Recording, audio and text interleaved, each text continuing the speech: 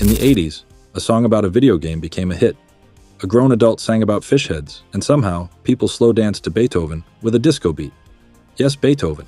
Not a fever dream, just another week on the charts.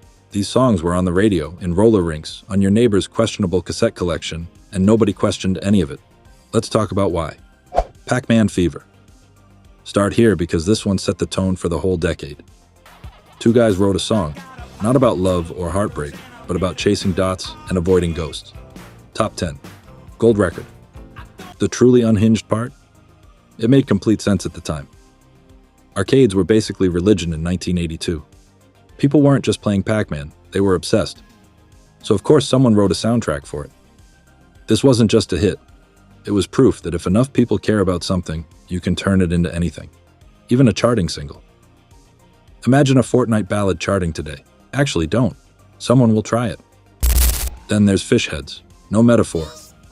No deeper meaning. It is literally a song about fish heads. The chorus is just fish heads. Being described. Enthusiastically. And it got played on national television. The 80s were clearly running on a different set of rules, and nobody told the rest of us what they were. Then someone decided classical music needed a makeover. Hooked on Classics took Beethoven, Mozart, the whole crew, and turned them into a disco medley. Not as a joke. As a product, that sold, that charted, top 10. And the craziest part? Nobody treated it like a joke. This wasn't novelty.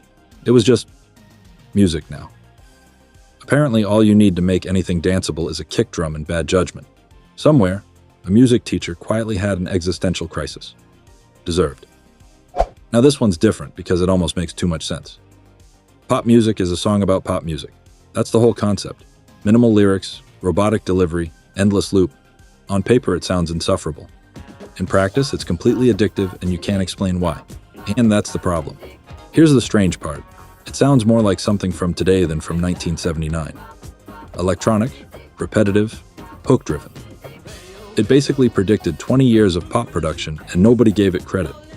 Double Dutch Bus started as a normal funk song and then, about halfway through, just stopped trying. There's call and response, there's gibberish, there's an entire invented language section that the kids in the song go along with completely straight-faced. It shouldn't hold together. And somehow, it completely works. Sometimes the vibe is the structure. This song knew that before it was a concept. And then there's one that barely even feels like a song. Rocket by Herbie Hancock is built around scratching, robotic sounds, no real vocals, no traditional structure. It's basically a hip-hop experiment that somehow crossed over into the mainstream. And it worked. This thing was everywhere, especially on MTV, where the video looked like a collection of malfunctioning robots trying to start a band, which honestly made it even more memorable. Because this wasn't catchy in the traditional sense. It was just different. And in the 80s, sometimes that was enough. That's the thing about this era. The charts weren't curated. They were chaos. And somehow, that chaos worked. Which one of these still lives in your head rent-free?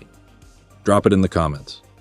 And if you want more of the strangest hits from the decade that had absolutely no quality filter, you know what to do.